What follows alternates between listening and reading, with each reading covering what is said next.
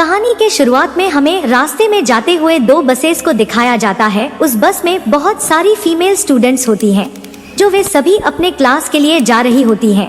उन्हीं में से एक का नाम मित्सुको था, जो दिखने में काफी प्यारी थी। वह अपनी नोट्स बुक में कुछ लिख रही होती है। तब उसकी फ्रेंड्स उससे कहने लगती हैं कि क्या तुम हर वक्त लिखती रहती हो, क्या मिलेगा इस तरह की नोट्स बनाने से? यहाँ देखो सभी लोग एंजॉय कर रहे हैं, तुम क्यों नहीं करती? यह कहकर उसकी फ्रेंड उसकी नोटबुक को छीन लेती है और उसका पेन नीचे गिर जाता है और वो अपना पेन उठाने के लिए जैसे ही झुकती है, तभी हम देखते हैं कि उस समय कोई चीज बहुत तेजी से आती है और उस लड़कियों के साथ उन दोनों बसेस को आधे पर से ही काट देती है, जिसकी वजह से सारी की सारी लड़कियां दो हिस्सों में कट जाती हैं।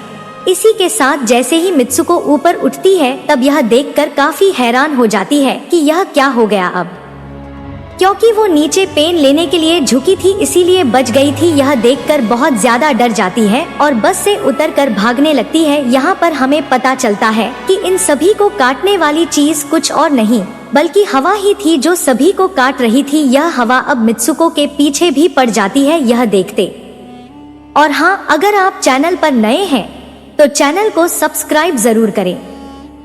हुए मित्सुको चिल्लाते हुए काफी तेजी से भागने लगती है। भागते समय उसे आगे चार लड़कियां और भी दिखाई देती हैं और वो उन्हें झुकने के लिए कहती हैं, लेकिन काफी देर हो चुकी थी। वो हवा उन्हें भी आधे पर से काट कर चली जाती थी है, लेकिन उनमें से मित्सुको एक लड़की को बचा लिया था कि तभी इन्हें कुछ साइकिलिंग करते हुए लड़कियां नजर आती हैं, जो कहीं पर जा रही थी। उन्हें भी यह बचाने की कोशिश करती हैं, लेकिन वो हवा उनके साथ भी वही करता है जो अभी इनके दोस्तों के साथ हुआ और इसी दौरान वो लड़की भी मारी जाती है, जिसे अभी उस अदृश्य चीज से बचाया था। अब वो यह देखकर काफी डर जाती है और वो इधर उधर भागने लगती है। आगे हम देखते हैं कि मित्सुको जब एक नदी के पास जाती है तो वो यह देखकर हैरान हो जाती है कि उस नदी में भी पहले से बहुत सारी डेड बॉडीज पड़े हुए थे, जिसने हवा ने यानी उस अदृश्य चीज ने काट दिया था। वहाँ से वो एक डेड बॉडी के कपड़े लेकर चेंज कर लेती है। अगले सीन में हम देखते हैं कि मित्सुको चलते चलते एक स्कूल में पहुंच चुकी है, जहां पर और भी बहुत सारी फीमेल स्टूडेंट्स थी। उनका यूनिफॉर्म मित्सुको के यूनिफॉर्म से काफी डिफरेंट था, यानी यह भी था कि वो तो उनके स्कूल के स्टूडेंट तो नहीं थी। कि तभी एक लड़की मित्सुको के पास आती है और उससे कहने लगती है कि तुम कैसी हो। दरअसल देखा जाए तो वो लड़की उसकी बेस्ट फ्रेंड थी, लेकिन मित्सुको उससे पूछती है कि क्या तुम सच में मेरी बेस्ट फ्रेंड हो, क्योंकि उसे कुछ भी समझ में नहीं आ रहा था कि उसके साथ हो क्या रहा है। वो काफी सदमे में थी। यहाँ पर हम यह भी जान पाते हैं कि मित्सुको और उसकी बेस्ट फ्रेंड काफी ज्यादा एक दूसरे को प्यार करती हैं।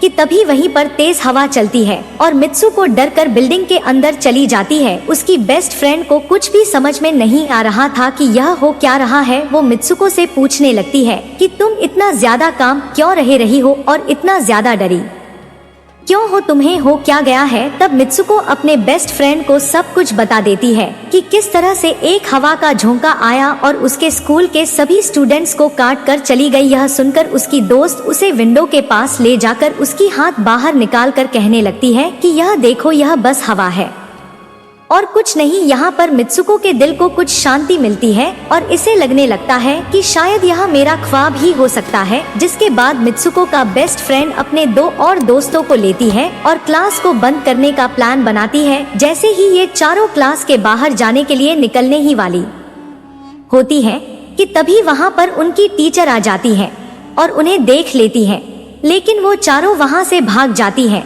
वे चारों भागते भागते एक लेक पर आ जाती हैं।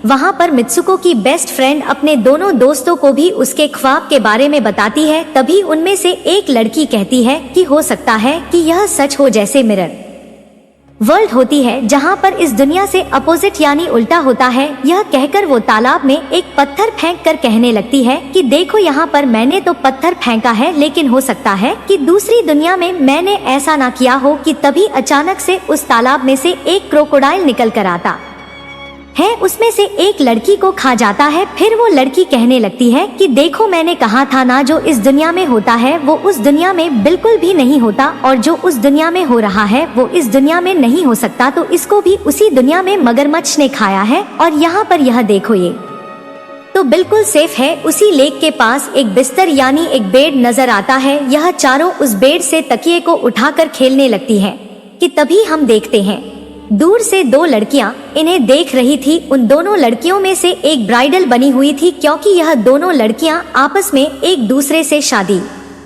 कर ली थी। जिसके बाद उनमें से एक फ्रेंड बताती है कि हमें कुछ ऐसा करना होगा जो उस दुनिया में इम्पॉसिबल हो, क्योंकि हमारे किस्मत तो पहले से लिखी जा चुकी है, लेकिन हम इसे बदल भी सकते हैं। जिसके बाद यह सभी लड़कियां अपने स्कूल में वापस आती हैं और नेक्स्ट लेक्चर लेने के लिए क्लास में चली जाती है कि तभी मित्सुको देखती है उसके पास एक तकिया पड़ा हुआ है। अब जैसे ही वो इस तकिए को उठाने के लिए नीचे झुकती है कि तभी उसकी टीचर पूरे क्लास में गन से फायर करने लगती है। और जैसे ही मित्सुको उस तकिए को उठाकर ऊपर देखती है तो उसके क्लास के सभी लड़कियां मारी जा चुकी होती हैं। और यहाँ पर एक बार फिर वो बच जाती है, जैसे पिछली बार अपने ड्रीम्स में बच गई थी। मित्सुको की टीचर उसके पास आकर कहती है कि तुम्हारी हिम्मत कैसे हो गई इस क्लास को बंद करने की, तुम्हारा भी मरना तय है। कि तभी उसी वक्त दो लड़कियां और आ जाती हैं और मित्सुको को बचाकर वहां से भागने की कोशिश करती हैं, लेकिन एक दूसरी टीचर वहां पर आकर उन दोनों लड़कियों को मौत के घाट उतार देती है। अब जितने भी स्टूडेंट्स की जान बच गई थी, मित्सुको उनके साथ बाहर भागने लगती है, लेकिन स्कूल की सभी टीचर्स उन सभी लड़कियों पर फायरिंग करने लग जाती हैं। अब यहाँ पर फायरिंग के दौरान सभी लड़कियां जैसे ही वहां से बाहर आती हैं तो यहाँ पर हवा उन्हें काट देती है। यहाँ पर अब मित्सुको यहाँ पर एक बार फिर से अकेली रह जाती है और वो वहाँ से भागकर क्राउड एरिया से होता हुआ पुलिस स्टेशन में जाती है। वो वहाँ पर सब कुछ बताने लगती है। उसकी यह बात सुनने के बाद पुलिस वाली लड़की उससे कहती है कि लेकिन तुमने स्कूल वाली कपड़े तो नहीं पहने हुए हैं।